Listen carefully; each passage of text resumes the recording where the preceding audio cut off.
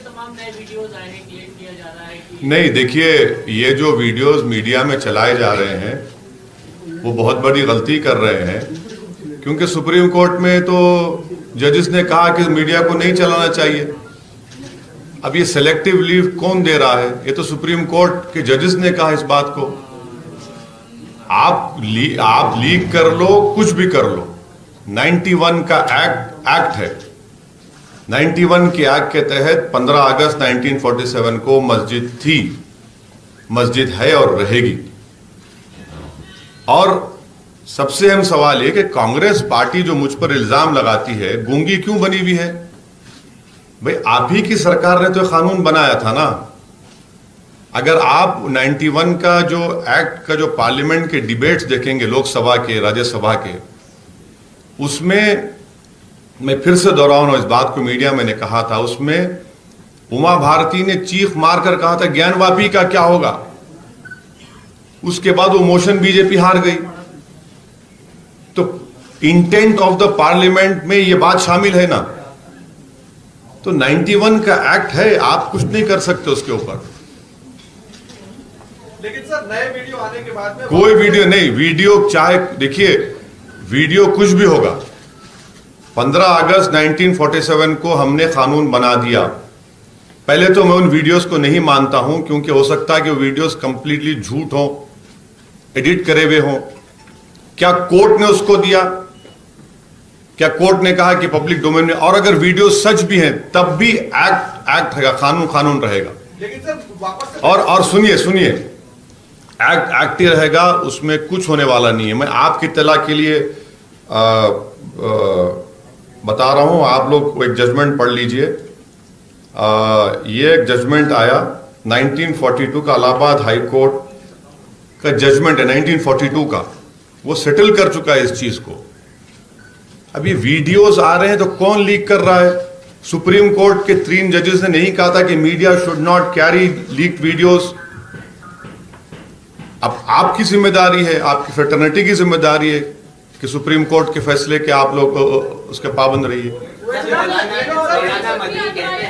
एक के बाद आराम से। मौलाना मदनी कहते हैं कि आप एक्स्ट्रा हैं, इसलिए हाँ, मौलाना मदनी कहते हैं कि आप एक्स्ट्रा हैं, इसलिए लड़ाई को सड़कों पे लाना चाहते हैं, जबकि उनका स्टैंड क्लियर नहीं, मौलाना महमूद भाई ने क्या कहा? कि आप एक्स्ट्रा हैं, आप इस बात को मुझे कहा, सड़कों के ऊपर लाना, मेरा नाम लेकर कहा, मेरा नाम लेकर कहा। आप क्यों लड़ाना चाह रहे मुझे मेरे मौलाना महमूद मदनी साहब से? अरे ऐसा मत करिए ना। वो उनकी एक जमीयतुल उलमा, एक जिम्मेदार तंजीम है। मैं मौलाना महमूद मदनी साहब को आपके जरिए से मुबारकबाद देता हूं, वो उसके सदर बने हैं। वो उनको पूरा इख्तियार है अपनी तंजीम का फैसला लेने का। गंगा जमनी तहजीब को जो यहाँ पर नुकसान पहुंचाया जा रहा है देश के अंदर, उसके बारे में क्या कहना चाहेंगे आप? उसके माने क्या होते हैं? हिंदू मुसलमान को लड़ाया जा रहा है आपस में।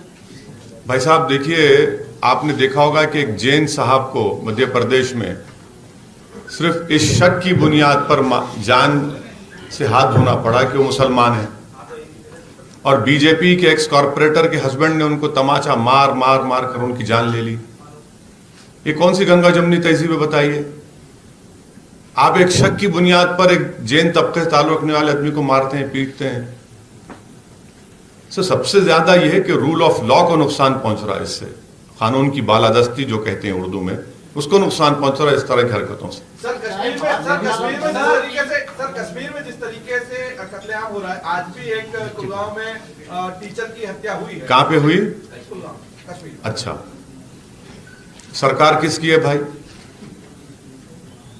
सरकार किसकी है? माने सरकार लेफ्टिनेंट गवर्नर क्यों अपॉइंट करता है? मोदी जी ने अपॉइंट किया।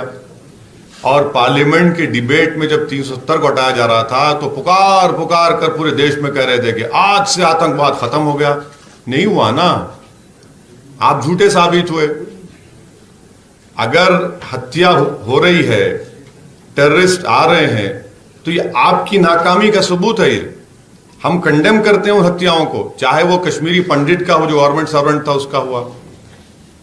इसीलिए हम कह रहे थे कि कश्मीरी पंडित को आपने एक इलेक्टोरल इशू बनाया, आपने उनके सही मानों में उनकी खिदमत नहीं की, आप तो सिर्फ सियासी रोटी सेकना चाहते थे उनको। इसी वजह से वहां पर वो कश्मीरी पंडित की हत्या के बाद कश्मीरी पंडित ने प्रोटेस्ट किया पूरा।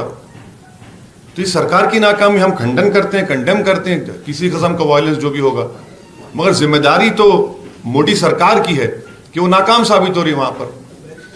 जी आप पूछ लीजिए। मेरा सवाल ये था, अभी आपने कहा कि आपको 40 सीटों तक और मुस्लिमों तक न सीमित किया जाए, लेकिन आपकी पार्टी में मुस्लिम शब्द जुड़ा हुआ है, फिर इन लोगों को कैसे जोड़ेंगे आप तो खुद फोकस। हाँ, तो अच्छा सवाल किया आपने।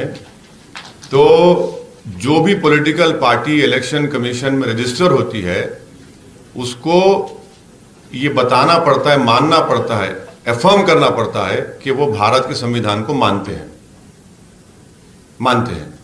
तो पार्टी का इलेक्शन कमीशन ने किया। दूसरी बात यह है कि ऐसे बहुत सी पार्टियां हैं, शिवसेना है, कांग्रेस अलायंस में है, डीएमके है, कांग्रेस अलायंस में है, अकाली दल है, जो यूपीए की भी सपोर्ट की थी मनमोहन सिंह की। तो ऐसे कई पार्टियां जिनका नाम है, मगर जो भारत के संविधान को ही मानते हैं उन्हीं का रजिस्ट्रेशन इलेक्शन कमीशन से होता है। और हम लोग 1962 से इलेक्शन कमीशन में हमारा रजिस्ट्रेशन, जब से चुनाव लड़ रहे हैं हम लोग। अब वो पढ़े लिखे नहीं है तो मैं क्या कर सकता हूं उनको, उनके ज्ञान में इजाफा कर सकता हूं। उनके ज्ञान में इस तरह इजाफा कर सकते हैं कि भाई देश के प्रधानमंत्री नरेंद्र मोदी हैं, मुख्तार अब्बास नकवी मंत्री हैं, उनके मंत्रालय में मदरसा मॉडर्नाइजेशन स्कीम है, क्यों चला रहे भाई? फिर आप तो बजट पास हो रहा है ना पार्लियामेंट में उसका, यूपी में नहीं है स्कीम में जहां पर योगी मुख्यमंत्री हैं। इनको मदरसों से नफरत है तो बोलो राजा राम मोहन राय का शाखा में पढ़े थे, मदरसे में पढ़े थे? इनको मदरसों से नफरत है तो बताओ देश की आजादी में जब तुम्हारी तो शाखा बनी नहीं थी, तुम तो अंग्रेजों से बाराका माने मिले हुए थे, आप मोहब्बत चल रही थी, आपका लव अफेयर चल रहा था अंग्रेजों के साथ। इन मदरसों के जिम्मेदारों ने अंग्रेजों के खिलाफ जिहाद का फतवा दिया। यही मदरसों के लोगों ने अल्लामा फजल खैराबादी 9 मरतबा लिखकर भीख नहीं मांगी अंग्रेजों से, मेरी जान बख्श दो। अल्लामा फजल खैराबादी फांसी पर चढ़ गए। यही मदरसों से निकलने वाले हुसैन अहमद मन्नी, महमूद हसन साहब माल्टा की जेल में थे। यही मदरसों से पढ़ने वाले मौलाना अबुल कलाम आजाद थे, सब लोग थे। आज आप कह रहे हैं कि मदरसों से नफरत, आपको यह बात बताता है कि आपको इस्लाम से, मुसलमानों से कितनी नफरत है। और सच्चर कमेटी पढ़ लो, 3% बच्चे पढ़ते हैं मुसलमानों के मदरसों में, सच्चर कमेटी कह रही है।